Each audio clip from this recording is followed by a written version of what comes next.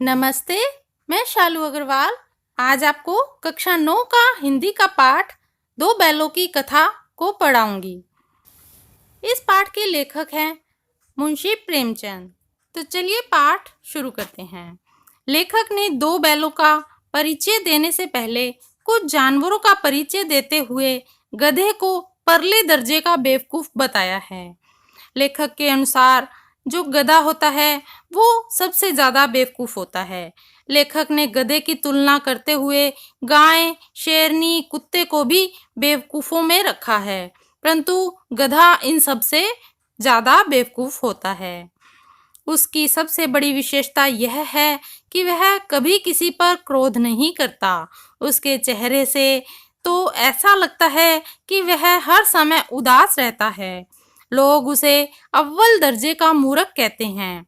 लेखक के अनुसार गधे में वे सभी गुण होते हैं जो ऋषि मुनियों में पाए जाते हैं, परंतु दुर्भाग्य से वह बेवकूफ के नाम से प्रसिद्ध है। लेखक के अनुसार बैल भी एक ऐसा ही पशु है, परंतु वह गधे की तुलना में कई तरीकों से अपना असंतोष और असहमति प्रकट कर देता है, जबकि गधा मौन रहकर अपने ऊपर सभी अत्याचार सह लेता है। इस कहानी के मुख्य पात्र भी दो बैल हैं। दो बैलों की कथा के माध्यम से प्रेमचंद ने कृषक समाज और पशुओं के भावात्मक संबंधों का वर्णन किया है। इस कहानी में उन्होंने यह भी बताया है कि स्वतंत्रता सहज ही नहीं मिलती, इसके लिए बार बार संघर्ष करना पड़ता है। पाठ में लेखक बता रहे हैं कि झुर्री काछी के पास दो बैल थे। उनके नाम थे हीरा और मोती। इनका आपस में बहुत प्रेम था। एक दिन झुर्री का साला गया अपने जीजा से उन्हें मांग कर ले गया। बैल समझे कि उन्हें किसी पराये के हाथ बेच दिया गया है, इसलिए वे उसके साथ जाना नहीं चाहते थे, परंतु विषम होकर उन्हें जाना पड़ा। वहां पर उनके साथ अच्छा व्यवहार भी नहीं हुआ। मार पीट कर, धक्के आदि देकर निर्दयता से उन्हें खींचकर झुर्री का साला अपने घर तक ले गया। वे मन ही मन दुखी होते हुए झुर्री के साले के घर पहुंच गए। वहां पर उन्हें नांद पर बांध दिया गया, परंतु उन्होंने कुछ भी नहीं खाया और वे वहां से भाग निकलने की सोचने लगे। उन्होंने एक दूसरे की ओर देखकर मूक भाषा से वहां से भाग निकलने का निर्णय किया। उन्होंने एक दूसरे की ओर देखा और मौन भाषा में सलाह की कि जब सब सो जाएं, तब कीलें तोड़कर या उखाड़कर वे वहां से भाग निकलें।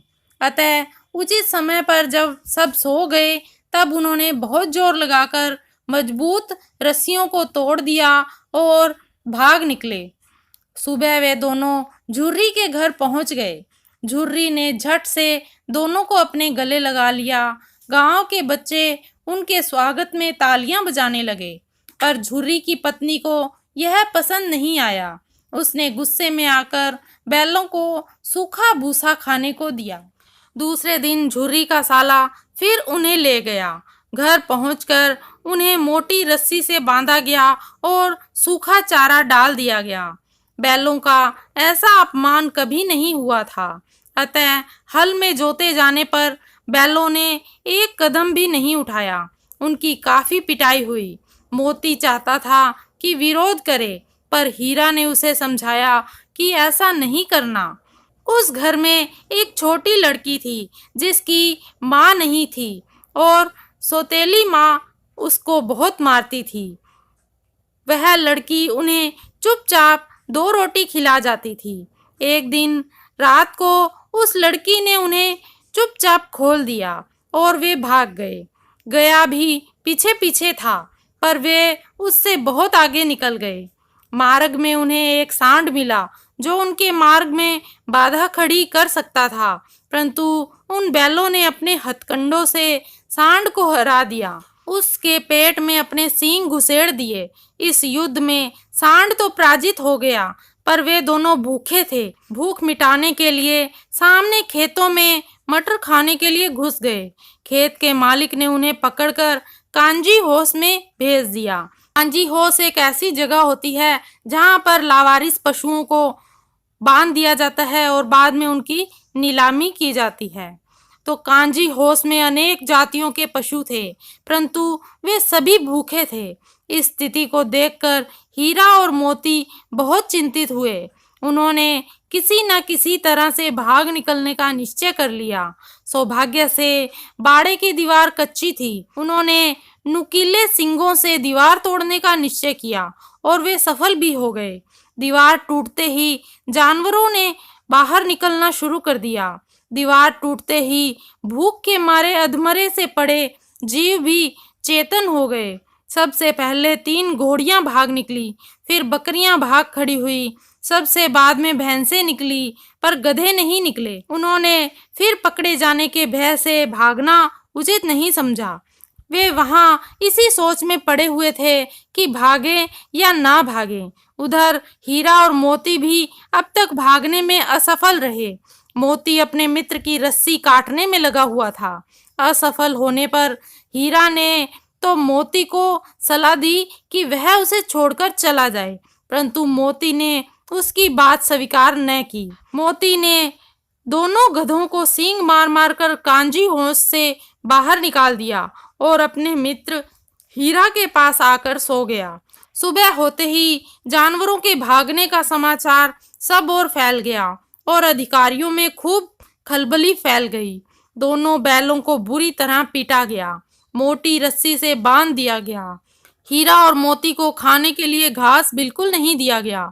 दिन में एक बार केवल पीने के लिए पानी ही दिया जाता था। 1 सप्ताह तक उनके वहां पड़े रहने पर उनकी नीलामी का दिन आ गया। उन्हें एक दड़ियल आदमी ने खरीद लिया। कुछ दूरी पार करने पर उन दोनों ने अपने घर का रास्ता पहचान लिया और वे अपने घर की ओर भाग निकले। घर पहुंचकर झूरी ने उन्हें अपने गले से लगा लिया। इतने में खरीदार भी वहां पहुंच गया और बैलों पर अपना अधिकार जताया, परंतु झूरी ने उन्हें अपने बैल बताकर लौटाने से इनकार कर दिया। खरीदार बुड़बुड़ाता हुआ चला गया। झूरी के घर उन बैलों का भव्य स्वागत हुआ। अब झूरी के घर उन दोनों को खली, भूसा, चोकर और दाना आदि दिया गया और उनकी मालकिन ने भी उनका माथा चूम लिया। तो इस प्रकार आपने जाना कि 2 बैलों ने किस प्रकार अपनी स्वतंत्रता हासिल की और पशुओं का अपने मालिक के प्रति कितना अधिक प्रेम था, ये भी हमें देखने को मिलता है। तो इस प्रकार हमें पता चला कि मूक पशु भी अपने मालिक के प्रति बहुत प्यार रखते हैं, बहुत अधिक वफादार होते हैं। तो आशा है कि आपको ये पाठ समझ में आ गया होगा। अगर आपको ये वीडियो अच्छी लगी तो इसे लाइक कीजिए, शेयर कीजिए और मेरे चैनल को सब्सक्राइब करना ना भूलिए और पास में लगे बेल आइकन को भी दबा दें ताकि मेरे आने वाली सभी वीडियोस की नोटिफिकेशन आपको मिल जाए। धन्यवाद।